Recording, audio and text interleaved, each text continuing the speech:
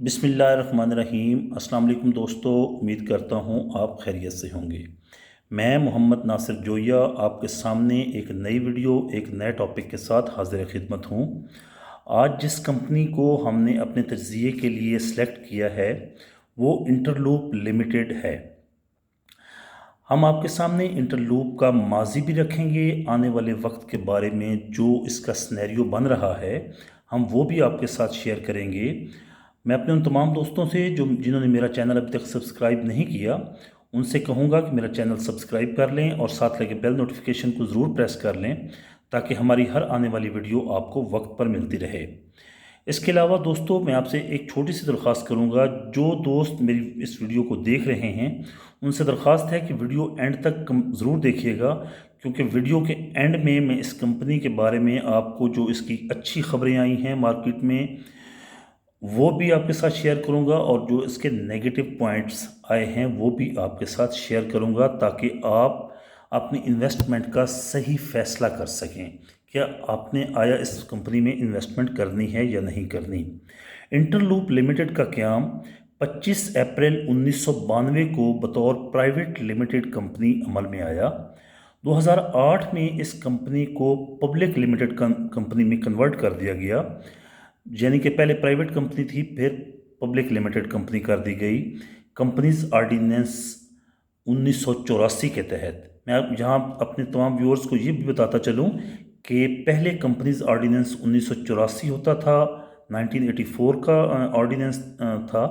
उसके बाद अब उसको चेंज कर दिया गया है 2017 के कंपनीज ऑर्डिनेंस के साथ। 5 अप्रैल 2019 को इस कंपनी को पाकिस्तान स्टॉक एक्सचेंज में लिस्टेड करवाया गया। कंपनी का बुनियादी जो ऑपरेशंस हैं, जो बुनियादी काम है वो सॉक्स, लेगीज़, डेनम और यान की तैयारी और इसकी फ़रोख्त है। इसके अलावा ये कंपनी अपनी ज़रूरत के मुताबिक, जो कंपनी की ज़रूरत के मुताबिक बिजली है उसकी ये पैदावार ख़ुद करती है। बिजली ये किसी भी प्राइवेट कंपनी से ख़रीदती नहीं है, ये अपनी ज़रूरत की बिजली ख़ुद पैदा करती है। इसकी इक्विटी प्रोफाइल को हम देखेंगे। इसके बाद इक्विटी प्रोफाइल को अगर देखा जाए तो कंपनी के टोटल शेयर्स की तादाद 87 करोड़ 87 करोड़ 21,97,450 है।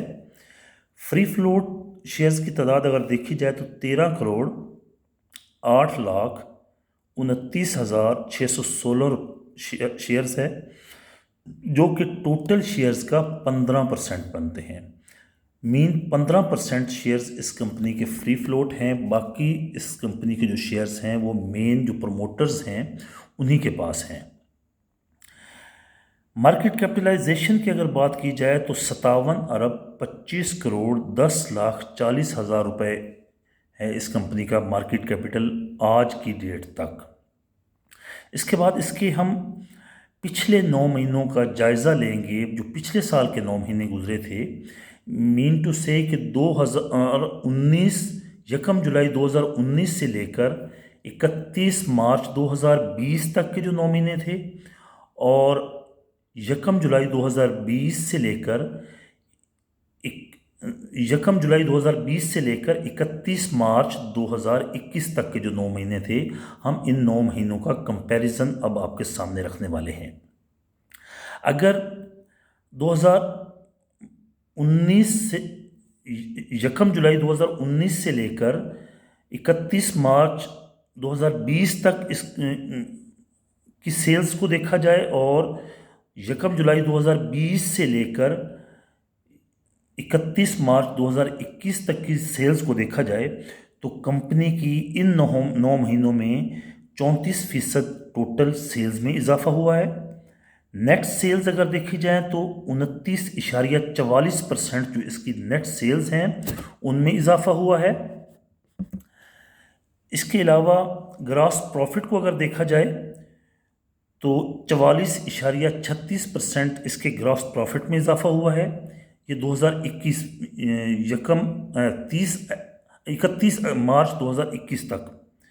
ऑपरेशनल प्रॉफिट को अगर देखा जाए तो 77.40% इजाफा हुआ है।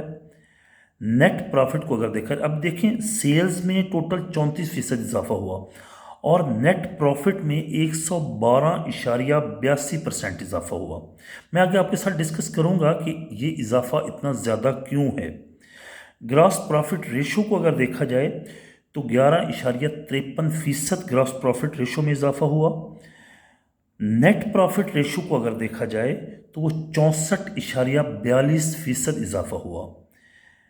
अब इसकी अर्निंग पर शेयर अगर हम पिछले 9 महीनों के मुकाबले में 31 मार्च 2021 को जो इसके 9 महीने ख़त्म हुए हैं उनको अगर देखा जाए तो अर्निंग पर शेयर जो 1 जुलाई 2019 से लेकर 31 मार्च 2019 को इस कंपनी की अर्निंग पर शेयर थी वो 20 पैसे थी, नहीं 2 रुपये 48 पैसे थी। 2 रुपये 48 पैसे इसकी अर्निंग पर शेयर थी। और 2021 में जो 31 मार्च 2021 को इस कंपनी ने अपनी अर्निंग पर शेयर पोस्ट की है वो 5 रुपये 28 पैसे है। इसमें भी आप देख सकते हैं 112.82% इजाफा देखने में आया है। आप देख सकते हैं कि एक कंपनी जिसकी सेल्स में 34% इजाफा हुआ है उसकी अर्निंग में, उसके प्रॉफिट में कितना ज़्यादा इजाफा हुआ है। अब इसको देखते हैं कि ये इजाफा क्यों हुआ, वजह क्या थी। देखें कोविड-19 की वजह से जिस तरह की दुनिया के मुतअद्दिद कारोबारों ने कोविड-19 में नुकसान किए, अक्सर कारोबार लॉकडाउन की शिकार रहे पूरी दुनिया में, नॉट ओनली इन पाकिस्तान। वहाँ पे पाकिस्तान की जो टेक्सटाइल इंडस्ट्री है इसको अच्छा खासा बूम मिला। वजह क्या थी? दुनिया में मैक्सिमम टेक्सटाइल की जो एक्सपोर्ट्स होती हैं वो इंडिया, बांग्लादेश, इनकी टेक्सटाइल एक्सपोर्ट बहुत ज़्यादा है। पाकिस्तान की चंद एक कंपनियाँ हैं जिनमें इंटरलूप लिमिटेड पहले नंबर पर आती है जो अपनी एक्सपोर्ट्स करती है।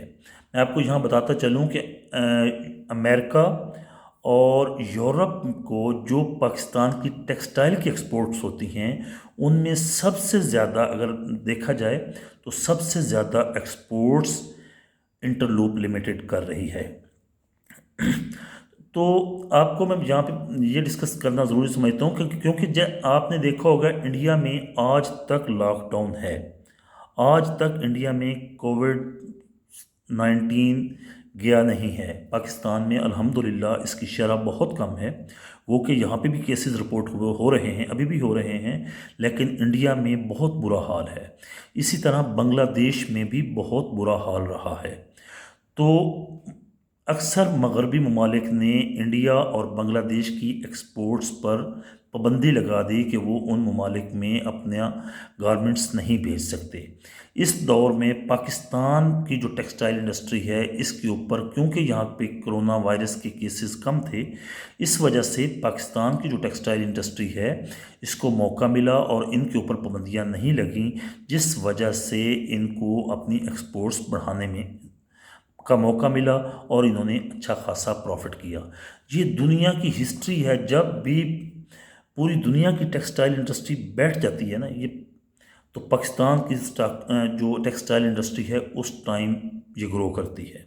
अदरवाइज़ आज इंडिया और बांग्लादेश की अगर इंडस्ट्रीज़ खुल जाती हैं तो पाकिस्तान की टेक्सटाइल इंडस्ट्री को एक अच्छा खासा धक्का लग सकता है।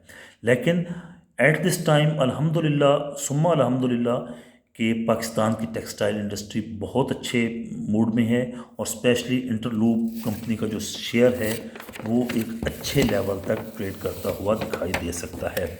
अब मैं आपके सामने साथ वो न्यूज़ शेयर करूँगा जिनकी वजह से मैं काफ़ी होपफुल हूँ कि इस कंपनी का शेयर आगे क्यों जाएगा। कंपनी के एक नॉन एग्जीक्यूटिव डायरेक्टर हैं तारिक रशीद मलिक साहब, एग्जेक्टिव हैं। इन्होंने पिछले कुछ अरसा से मुसलसल अपनी बाइंग की हुई है इंटरलूप में। इन्होंने 25 मार्च को 14,000 शेयर्स इंटरलूप के बाई किए 71 रुपये 80 पैसे के ऊपर। 8 अप्रैल को इन्होंने 15,000 शेयर बाई किए 67 रुपीज़ 9 पैसे पर। 18 मई को, ये पिछले हफ्ते, इन्होंने फिर 11,500 शेयर्स बाय किए 66.60 के ऊपर। इसके अलावा कंपनी के जितने नॉन एग्जीक्यूटिव और एग्जीक्यूटिव डायरेक्टर्स बैठे हैं, सब लाखों की तादाद में शेयर्स इंटरलूप के बाय कर चुके हैं और उनकी बाइंग भी अबव 70 रुपीज़ है। इसलिए मैं अपने तमाम उन दोस्तों को ये एडवाइस करना चाहता हूँ, क्योंकि अगर कंपनी के अंदर बैठे डायरेक्टर्स इस कंपनी में इन्वेस्टमेंट कर रहे हैं और 70 प्लस पे कर रहे हैं, तो इस टाइम आज के दिन में कंपनी का स्टॉक क्योंकि 65 रुपीज़ के ऊपर आ चुका है, ड्यू टू कोविड और ड्यू टू पॉलिटिकल सिचुएशन जो हमारे मुल्क में है, उस वजह से आ चुका है। कंपनी बिल्कुल लॉसेस में नहीं है, कंपनी की परफॉर्मेंस एक्स्ट्राऑर्डिनरी है, कंपनी के प्रॉफिट बहुत अच्छे हैं। तो अगर ये लोग अपने में इन्वेस्टमेंट करके बैठे हैं, तो क्यों हमारा छोटा इन्वेस्टर क्यों नहीं कर रहा? कल को होगा ये, आज अगर हमारा छोटा इन्वेस्टर इन्वेस्टमेंट नहीं करेगा, कल को ये डायरेक्टर्स अपना माल बेचने लगेंगे, तो हमारा छोटा इन्वेस्टर को उस टाइम जहन में आएगा और वो छोटा इन्वेस्टर उस टाइम बाइंग करेगा, और उस टाइम बाइंग करेगा तो उस टाइम लॉस होने के चांसेस ज़्यादा होंगे। बाकी आपकी तमाम को मैं ये भी एडवाइस करता चलूँ कि बाइंग सेलिंग की तमाम तो रिस्पॉन्सिबिलिटी आपकी अपनी है। बाइंग करते वक्त आप कंपनी के पाकिस्तान स्टॉक एक्सचेंज की वेबसाइट पर, ऑफिशियल वेबसाइट पर जो फंडामेंटल्स पढ़े हैं, जो फाइनेंशियल रिपोर्ट्स पढ़ी हैं, आप उनको स्टडी करके फिर ही कंपनी में इन्वेस्टमेंट करने का प्लान कीजिएगा। उम्मीद करता हूँ आपको वीडियो अच्छी लगी होगी। वीडियो अच्छी लगे तो इसको लाइक कीजिएगा, अपने फ्रेंड्स कोलीग्स के साथ शेयर कीजिएगा और चैनल को सब्सक्राइब करना ना भूलिएगा। इंशाल्लाह मिलते हैं अगली वीडियो में, जब तक के लिए अल्लाह हाफिज़।